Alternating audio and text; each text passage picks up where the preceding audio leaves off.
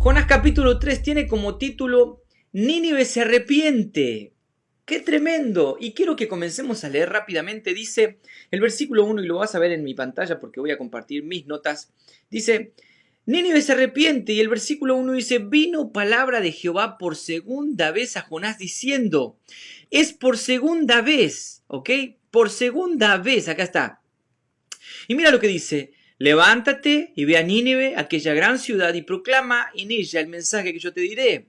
Vamos a compararlo con el primer llamado, porque hay dos llamados. En el capítulo 1, Dios llama a Jonás, lo llama desde sus inicios, el libro de Jonás, el libro del profeta Jonás. En el versículo 2 del capítulo 1 ya comienza el primer llamado de parte de Dios. Y aquí, en el capítulo 3, parece ser un copy-paste, las mismas palabras casi utiliza.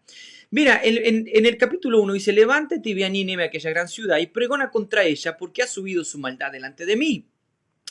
Y ahora, como si nada, levántate y ve a Nínive, aquella gran ciudad, y proclama contra ella el mensaje que te diré. Quiero que sepas que el versículo 3 dice, y Jonás se levantó y fue a Nínive, conforme a la palabra de Jehová. Pero en el versículo 3 del capítulo 1 dice, y Jonás se levantó para huir de la presencia de Jehová. Atención, porque vemos dos acciones del hombre. La acción de Dios es la misma. Dios llama para una tarea. Dios llama para que el hombre siga un parámetro de su voluntad, una orden, un mandato. Y Jonás comete una acción similar. Lo único que esta segunda vez, algo pasó. ¿Qué pasó en Jonás? Bueno, entre el primer llamado y el segundo llamado hay una tormenta y hay un gran pez. Y hay algas que se enredan en su cabeza, así que podemos decir que todo esto que sucedió entre el primer y el segundo llamado de Dios fue lo que provocó el levántate de Jonás. Ya no se levantó para huir, ahora se levantó, dice, para, conforme a la palabra de Jehová, y era Nínive, vamos a leer, y era Nínive una ciudad grande en extremo, de 3 días de camino. Quiero que sepas que esto es exactamente lo que significa la palabra arrepentimiento. Arrepentimiento es un cambio de dirección. La primera dirección de Jonás era huir de la presencia de Jehová. La segunda es me levanto para cambiar de dirección. Ahora ya no estaba yéndose a Tarsis, ahora estaba yendo a Nínive. Así como el hijo pródigo, ¿se acuerdan del hijo pródigo? Que dijo, me levantaré e iré a mi padre. Ya no se fue a la ciudad, ya no había planificado irse a la ciudad, ahora se había levantado para ir a la casa de su padre. Y eso es el verdadero arrepentimiento, un cambio de dirección. Así que si tú quieres y te preguntas qué es arrepentimiento, puedes anotarlo. Un cambio de dirección, un cambio de mente, un cambio de razonamiento. No es llorar, no es gritar, no es porque si Jonás, a ver, si usted dice no, Jonás se arrepintió dentro del pez, eso no es una evidencia tal. La evidencia tal es que se levantó y cambió de dirección. Ahí está el arrepentimiento genuino. La Biblia dice, haced frutos dignos de arrepentimiento. No dice, haced oraciones dignas o derramar lágrimas dignas. Dice, haced frutos dignos. Y aquí vemos un fruto.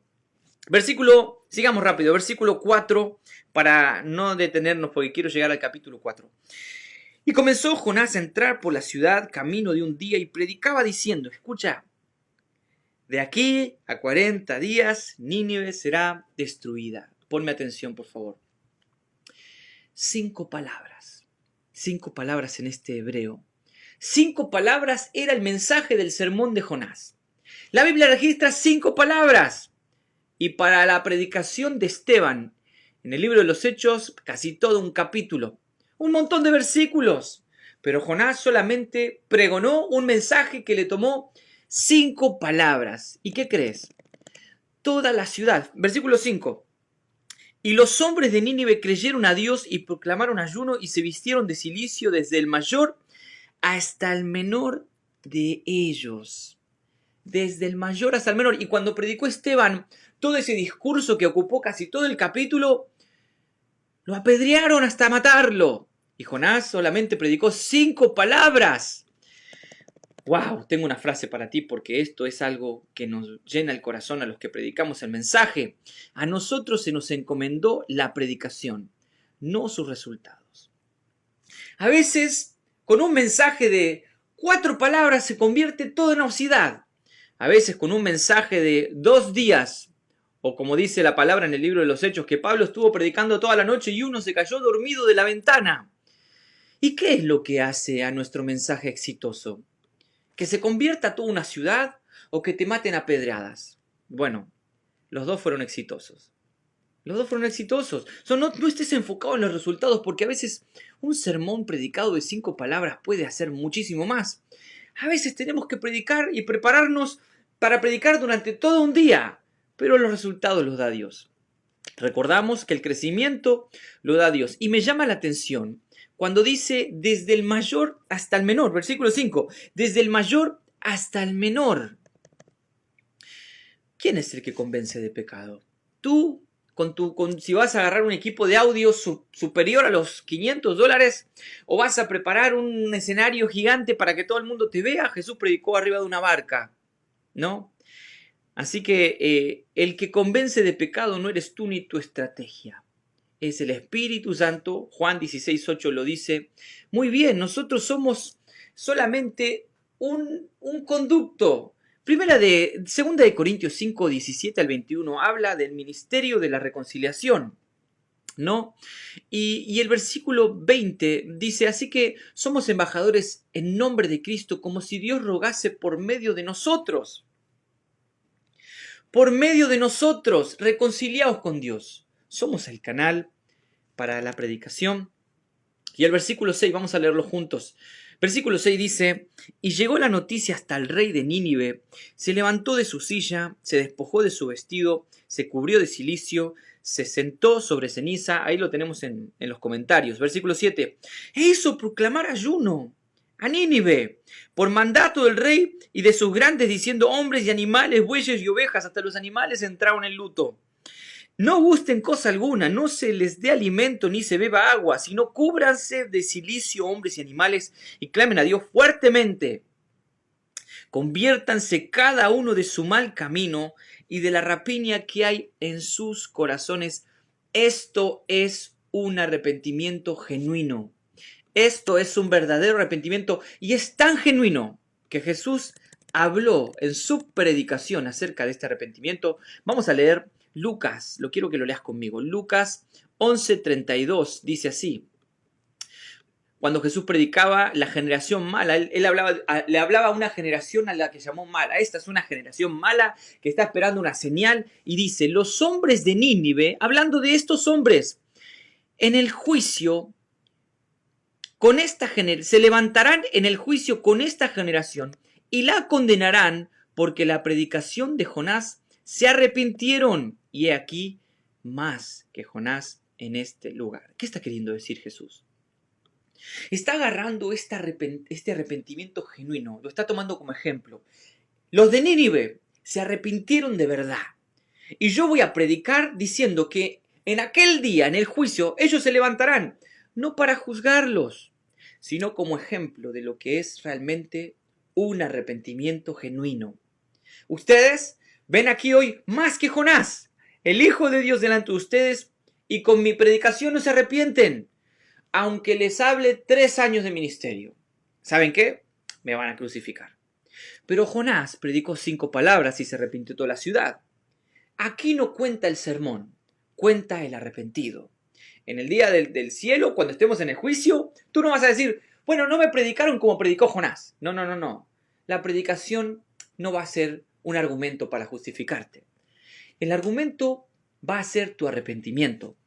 Y Jesús tomó este argumento del arrepentimiento de los de Nínive como un ejemplo de lo que es un verdadero arrepentimiento. Y vamos a seguir, y ahora vamos a entrar en un tema de discusión, y quiero que lo leas conmigo. Y el versículo 9 dice, los de Nínive dijeron, porque quién sabe si se volverá y se arrepentirá Dios, y se apartará del ardor de su ira, y no pereceremos. Sigo. Y vio Dios lo que hicieron, que se convirtieron de su mal camino. Era un tema de caminos, te lo dije hace un rato. Era un tema de dirección. Y se arrepintió del mal que había dicho que les haría y no hizo. Y te pregunto hoy, mírame a los ojos, ¿se arrepiente Dios? ¿Dios se arrepiente? Porque este asunto es un asunto de discusión y de división. ¿Dios se arrepiente o no se arrepiente? Algunos dicen que sí, otros dicen que no. La Biblia parece decir que sí, pero parece decir que no. ¿Y qué crees tú? ¿Se arrepiente o no? Y te voy a decir la verdad. Estoy seguro que si tú comentas o si yo pido que pongan su opinión, vas a ver que la mitad pone que sí y la mitad pone que no. Esto es un asunto que divide la iglesia. Algunos quieren que se arrepienta, otros quieren que no se arrepienta. ¿Y quién tiene la verdad? Algunos se ponen agresivos por esta situación. La semana que viene vamos a comenzar a estudiar el libro del profeta Malaquías y vamos a tocar este asunto acerca de la inmutabilidad de Dios. Con mucho respeto y con mucho apoyo de la palabra de Dios, y quiero que hablemos del asunto si es verdad que Dios se arrepiente o no. Hoy no, porque nos va a tomar mucho tiempo hablar de esta verdad. Pero qué glorioso es que en aquel día, cuando estés delante de Él, veas que Él no se arrepintió de haberte perdonado. Pero vamos a seguir. Ahora sí, los de Nínive se arrepintieron, ¿y qué creen? Jonás se enojó. Tú me dices, bueno, pero ¿por qué se enojó? Se había ya arreglado el asunto en el pez, ya el pez lo había escupido a tierra. ¿Y por qué se enojó Jonás? ¿Porque el pez lo escupió muy fuerte? ¿Por qué? ¿Porque Nínive era muy grande y caminó mucho? ¿Por qué se enojó Jonás? Bueno, vamos a leer capítulo 4 y aquí llegamos a un punto que te va a sorprender. Porque te vas a conocer tú, porque me estoy conociendo yo. Versículo 1 del capítulo 4. Pero Jonás se apesadumbró. Se apesadumbró en extremo y se enojó. Y la versión Dios habla hoy me gustó mucho. Dice, a Jonás le cayó muy mal lo que Dios había hecho y se disgustó mucho. El siervo de Dios estaba enojado con Dios. El profeta estaba enojado con Dios. Sí, aunque no lo creas. Jonás, el de la ballena, o el del pez, perdón, algunos decimos ballena porque así nos cuentan en la escuela dominical. El del gran pez, el que cambió de parecer, el que se arrepintió, estaba enojado con Dios. ¿Y por qué? El versículo 2 arroja completamente luz a la idea de por qué se enoja Jonás. Y oró a Jehová y dijo, oró enojado, ahora, oh Jehová, ¿no es esto lo que yo decía estando aún en mi tierra?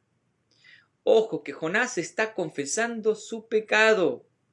No había hablado de esto en el pez. No había hablado esto en la orilla del mar. No había hablado esto con Dios. Lo está confesando ahora. Dios ya lo sabía. Porque dice que él ya se lo había dicho. ¿No es esto lo que yo decía estando aún en mi tierra? Estamos descubriendo que Jonás oraba a Dios. Se ve que Dios le había dicho a Jonás, tienes que ir a Nínive, tienes que ir a predicarle a este pueblo que son tus enemigos y lo sabemos. Y yo acá Jonás está diciendo que él ya se lo estaba diciendo a Dios antes. Me imagino a Jonás decir, envíame a cualquier ciudad menos a Nínive. Envíame a Tarsis. Yo voy a ir a Tarsis a convertir Tarsis con tal de que no vayamos a Nínive. No me pides que perdone a aquel porque no lo quiero perdonar. Si quieres le doy mis bienes a estos que me conviene. Bueno, Jonás está arrojándonos luz acerca de su oración inicial, de por qué se fue a Tarsis, o se quiso ir a Tarsis. ¿No es esto lo que yo te decía aún estando en mi tierra? Por eso me apresuré a ir a Tarsis. Está confesando su pecado. Por eso fue que quise irme a otro lugar. Porque sabía yo que tú eres un Dios. Escuchen esto porque es terrible. Eres un Dios clemente y piadoso. Tardo en enojarte y grande misericordia, que te arrepientes del mal. En otras palabras, Jonás estaba enojado porque Dios era bueno. ¿No lo puedes creer? Yo tampoco. Jonás estaba enojado y estaba diciendo, no estoy de acuerdo con tu forma de ser, no estoy de acuerdo con tu personalidad. Por esto te voy a desobedecer. Ahora, te voy a decir algo. A ver si lo podemos poner en pantalla. Esta es la frase que tengo para ti. A ver, 3, 2, 1, ahí vamos. Dios trató en el pez, déjeme quitar esto porque parece en el pez, con la desobediencia de Jonás. Ahora está a punto de tratar con la raíz del problema. ¿Ves? Algunos dicen que Dios en el pez habló del asunto de la raíz y ahora es cuando Dios en el capítulo 4 comienza a meterse en el corazón de Jonás. Ya cumplió con la comisión, ya predicó y se sentó y estaba esperando a ver qué pasaba. Lo dice el versículo 3. El versículo 3, perdón, el versículo 4, pero vamos al versículo 3. Dice, una vez que Jonás dijo, me molesta que tú seas tan bueno y misericordioso, yo estaba esperando que se queme la ciudad, que explote la ciudad. Y el versículo 3 dice, ahora pues, Jehová, te ruego que me quites la vida, porque mejor me es la muerte que la vida. Qué terrible este profeta.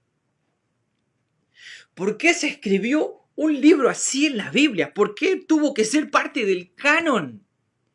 Un libro de un profeta que nos da un muy mal ejemplo. No, no nos da un muy mal ejemplo.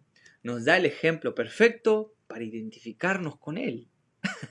¿Qué esperabas? ¿Que sea como Jesús? No. Jesús vino para decir, tienen que ser todos ustedes como yo. Pero Jonás es nuestro espejo real. Es realmente quienes somos nosotros. Ahora él dijo, mejor me es la muerte que la vida.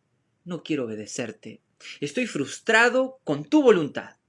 ¿Y quién más dijo, mejor es la muerte que la vida? El apóstol Pablo. El apóstol Pablo en Filipenses 1:21 dice, para mí el vivir es Cristo y el morir es ganancia.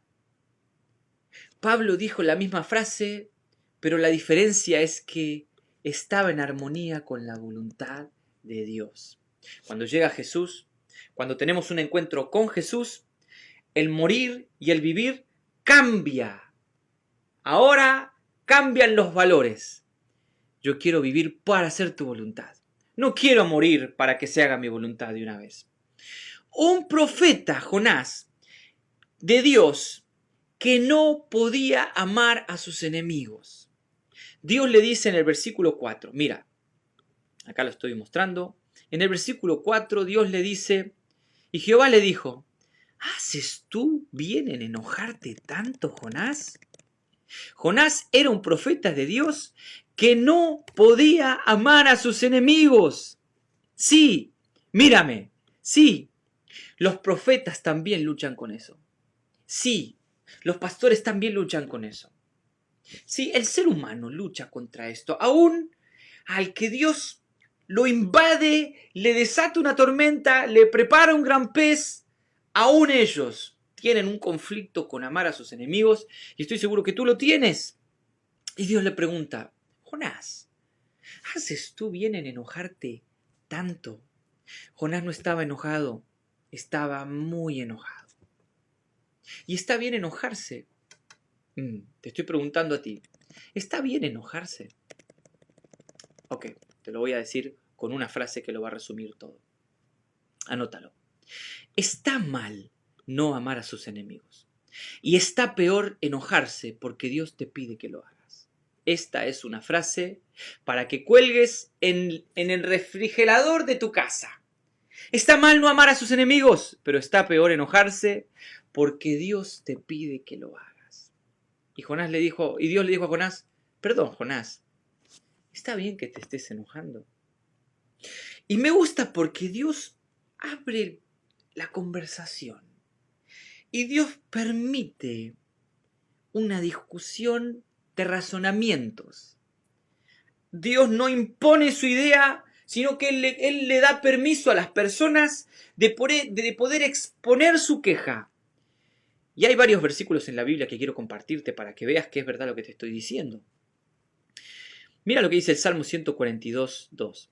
Delante de Él expondré mi queja. Delante de Él manifestaré mi angustia. El salmista se vio confiado para de pronto decir, yo voy a poner mis argumentos en la mesa y quiero que Dios me los responda, o al menos quiero que me escuche. Porque sé que Él tiene razón de todas formas. Génesis 18:25. Abraham, hablando con Dios, le dijo a Dios, lejos de ti el hacer tal que hagas morir al justo con el impío, y que sea el justo tratado con el impío, nunca tal hagas, le dice Abraham a Dios. El juez de toda la tierra, escucha la pregunta que le hace Abraham a Dios. ¿No ha de hacer lo que es justo? Perdón, pero vemos acá que Jonás que Dios le está diciendo a Jonás, está bien que te enojes tanto. Y Abraham le está diciendo a Dios, está bien que hagas esto. No fue el único. Moisés también. Moisés en Éxodo 32:12, miren lo que le dice a Dios. A ver si lo vemos. ¿Por qué han de hablar los egipcios diciendo, para mal los sacó para matarlos en los montes y para raerlos de la faz de la tierra? Y mira lo que le dice Moisés a Dios, vuélvete del ardor de tu ira y arrepiéntete de este mal contra tu pueblo.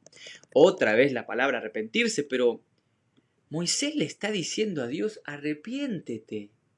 ¡Wow! ¡Qué confianza! Dios le está dando confianza a sus siervos para poder exponer su queja. Jeremías 12 dice, no tengo el versículo acá, pero se los prometo que se los voy a buscar para la semana que viene. Jeremías 12, creo que es el versículo 1, 2. Justo eres tú, oh Jehová, para que yo dispute contigo. Sin embargo, alegaré mi causa ante ti. ¿Por qué es prosperado el camino de los impíos y tienen bien todos los que se portan deslealmente? O sea, Jeremías está planteando un asunto con Dios con toda la confianza. Con toda la confianza. Job dijo, ante él expondré mi causa y estaré satisfecho con lo que él me responda. Porque Job también sabía que Dios iba a contestar la verdad, aunque él tenía sus propios argumentos. Y acá vemos en el libro de Jonás que en el versículo 4 del capítulo 4, Dios comienza una conversación. Vamos a seguir leyendo versículo 5. Y salió Jonás de la ciudad y acampó hacia el oriente de la ciudad y se hizo una enramada y se sentó debajo de la sombra para ver lo que acontecía en la ciudad. Escucha esto. Jonás estaba esperando lo peor para la ciudad. Estaba esperando que sean consumidos, que no se hayan arrepentido totalmente. Y Dios ahora le quiere dar una nueva lección a Jonás de amor. Versículo 6. Jonás estaba ahí sentado debajo en ese lugarcito y dice, y preparó Jehová, Dios, una calabacera, una planta, la cual creció sobre Jonás para que se le hiciese sombra sobre su cabeza y le librase de su malestar. Y Jonás, escucha, se alegró grandemente por la calabacera.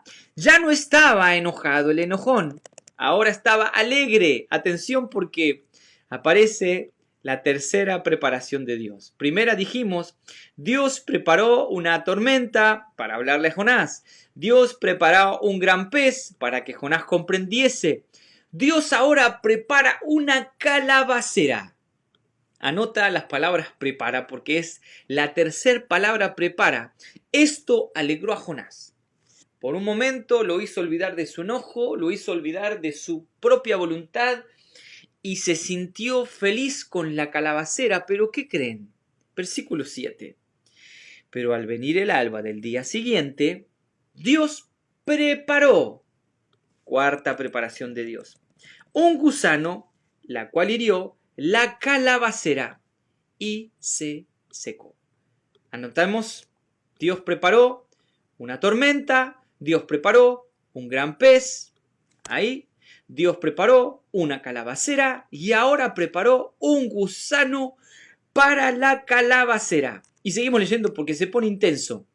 Versículo 8. Y aconteció que al salir el sol, preparó Dios un viento recio, y el sol hirió a Jonás en la cabeza y se desmayaba y deseaba la muerte otra vez, diciendo, mejor sería para mí la muerte que la vida. Anotamos qué preparó Dios. Anotemos. Dijimos que Dios preparó una gran tormenta, un gran pez, una calabacera, un gusano y un viento solano. Y te pregunto, ¿cuántas cosas Dios preparó para que entiendas? Ojo, porque acá viene algo profundo. Dios preparó algo que Jonás le sabía bendición. Pero esa bendición era para transformar el corazón de Jonás. Esa bendición se perdió, se convirtió en una maldición. Y a veces lo maldito, no quiero decir la palabra maldición, a veces lo malo que nos sucede, lo malo, es para nuestro bien. La bendición que Jonás había encontrado en la calabacera se convirtió en algo totalmente malo, que a la larga era algo que venía de parte de Dios. De parte de Dios la calabacera, de parte de Dios el gusano. No dice el diablo preparó un gusano, no dice el diablo desató una tempestad. No, no, no. Dios preparó la tormenta, Dios preparó el gusano, Dios otra vez le da una orden al viento recio. A veces, lo que llamamos bendiciones se nos escapan de las manos y las perdemos, y todo es para que entendamos una gran lección. Versículo 9. Dios le vuelve a hablar con confianza a Jonás y le dices, entonces Dios le dijo a Jonás, ¿tanto te enojas por la calabacera? ¿Tan enamorado estabas de la bendición? ¿Tan feliz estabas con lo material que no te ponía feliz mi orden o mi voluntad? ¿Qué pasa? ¿Te gustaba más lo material que te di? Bueno, Jonás le respondió, mucho me enojo, hasta la muerte. Mira lo que dice Jonás. El profeta estaba con un orgullo que superaba la tormenta. El profeta estaba con un orgullo que superaba toda la ciudad de Nínive. Era una gran ciudad. Pero el profeta dijo, sin pelos en la lengua, y fue honesto, y dijo, mucho me enojo, hasta la muerte. Qué terrible. Yo creo que este capítulo del libro de Jonás es el capítulo más importante del libro, porque realmente estamos llegando a la raíz del corazón del hombre. No importa que seas profeta, no importa que seas pastor, no importa que tengas conocimiento de la palabra de Dios, a veces te enojas mucho con Dios. Y a veces es bueno ser humillado, aún por las cosas buenas que se nos escapan. A veces es bueno. Y el Salmo 119, 71 dice algo que a mí me gusta muchísimo. Dice, bueno me es haber sido humillado, para que aprenda tus estatutos. ¿Y cuáles son los estatutos de Dios? ¿Acaso amar a nuestros enemigos no es algo que Dios pide?